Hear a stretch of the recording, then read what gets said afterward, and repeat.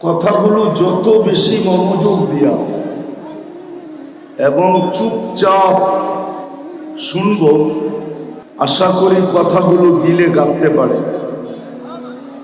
কেননা অনুরোধটা আমার পক্ষ থেকে না, স্বয়ং আল্লাহ আমাদেরকে হুকুম দিতেছেন, ইদা কুরিয়াল কুরআন ফাস্তামিউ। যখন কোরআন পড়া হয় বা কোরআনই কথা হয়, তো যত বেশি মনোযোগ দিয়ে শোনা যায়, দিলের কান লাগায়া শোনো, আনসিতু, বিলকুল চুপচাপ শোনো, লাআল্লাকুম তুরহামুন।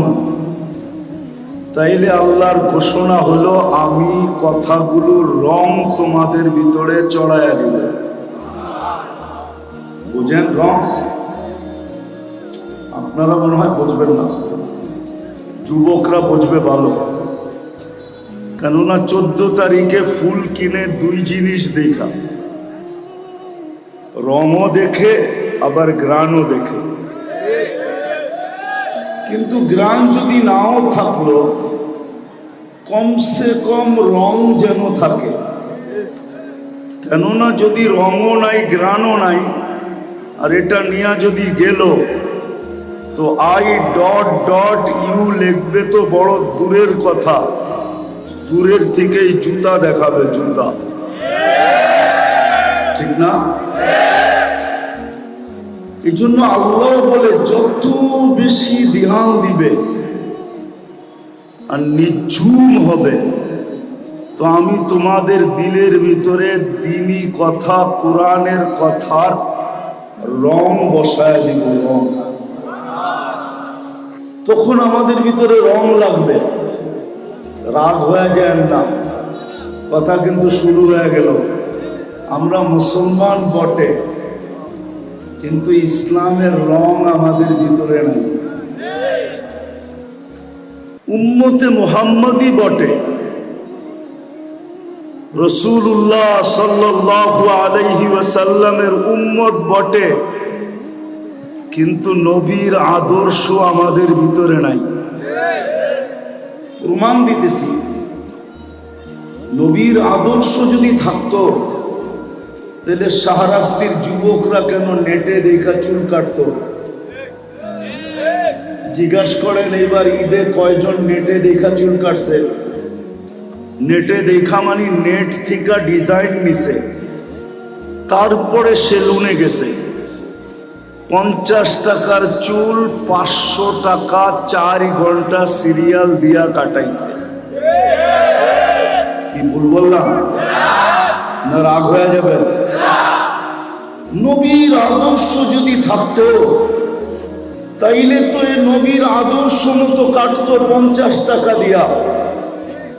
350 টাকা দিয়া শাহরাস্তিতে মিষ্টি কিনতো, আর রাস্তায় যাকে পাইতো তাকেই দিত।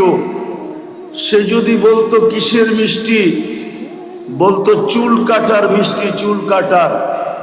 বলে পাগল, চুল কাটার কি আবার মিষ্টি হয় নাকি? শুনছি বিয়েতে মিষ্টি হয়, খুশির খবরে মিষ্টি হয়, চুল কাটায় আবার মিষ্টি।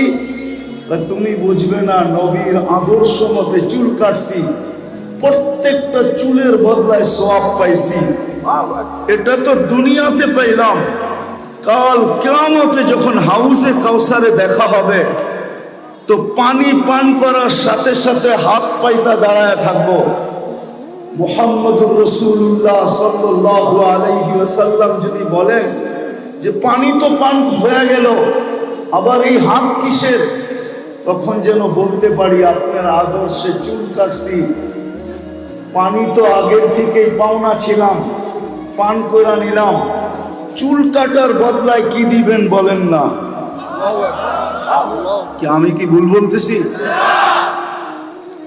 আজকে মুসলমান বটে আমরা, ইসলামের রং আমাদের ভিতরে নাই। আমার কথায় কিন্তু সুর হবে না, আওয়াজ করলেও চলবে না, নির্জুম ভাবে শুনতে হবে। অল্প কথাও যদি দিলে গাঁথতে পারি, তাহলে অল্প কথাই জীবন গড়ার জন্য যথেষ্ট হবে। একটা প্রমাণ দিয়া বুঝাই। ইব্রাহিম ইবনে আদহাম রহমতুল্লাহ আলাইকে চিনে না এরকম মুসলমানের সংখ্যা খুব কমই আছে। ওলিদের প্রথম সারিতে দাঁড়ানো, অথচ উনি ওলি ছিলেন না। বলখ ইরাকের একটা এলাকার বাদশা ছিলেন। ছোট একটা কথা জীবনকে পরিবর্তন করে দিছে। ঘুম ভেঙে গেছে কারো পায়ের আওয়াজে, তো দেখতেছিলেন ওনার ছাদে জানি কি হাঁটতেছে না, যেন হাতুড়া মারতেছে।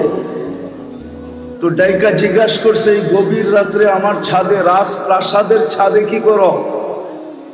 তো নির্ভীক ভাবে বলতেছে, নির্ভয়ে বলতেছে, উট হারায় গেছে, খুঁজতে খুঁজতে আপনার ছাদে চলে আসছি। বলছে পাগল নাকি? উট হারায় গেছে, মরুতে খোঁজো নইলে জঙ্গলে খোঁজো, আমার ছাদে উঠ আসবে কি করে?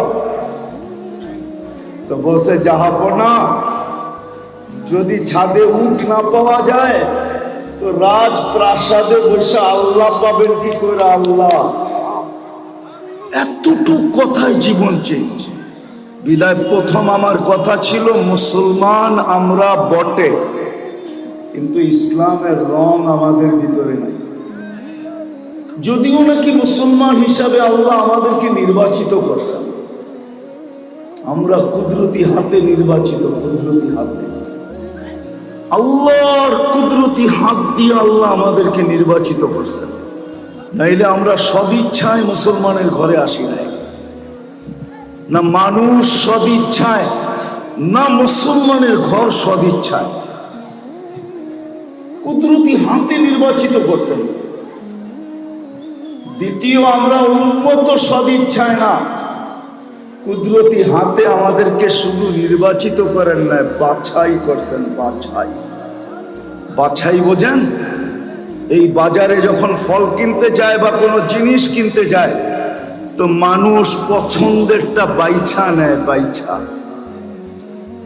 কোরআন বলে হুয়াজতাবাকুম, উম্মত হিসাবে আল্লাহ কুদরতি হাত দিয়ে আমাদেরকে মানব গোষ্ঠীর ভিতর থেকে সর্বপ্রথম বাছাই করছেন।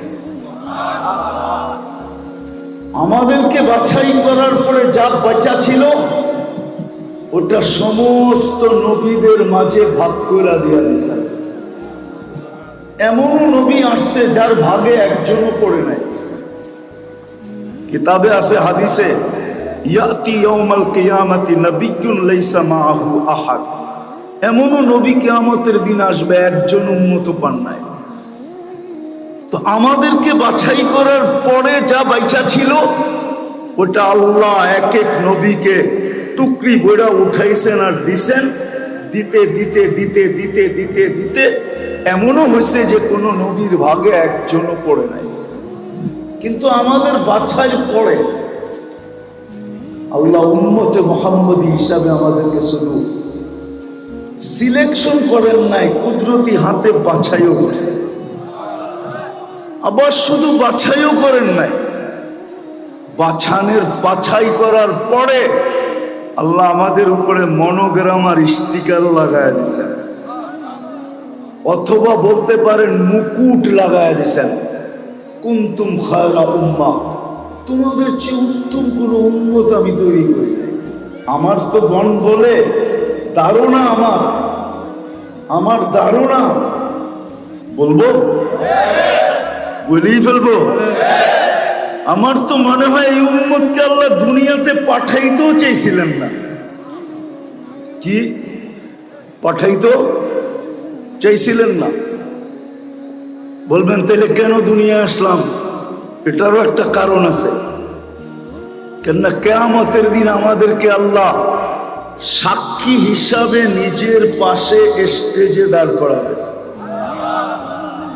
শুহাদা আলান নাস, কিয়ামতের দিন আমরা সমগ্র উম্মতের উপরে সাক্ষী হিসাবে আল্লাহর পক্ষে, আল্লাহর পাশে দাঁড়াবে।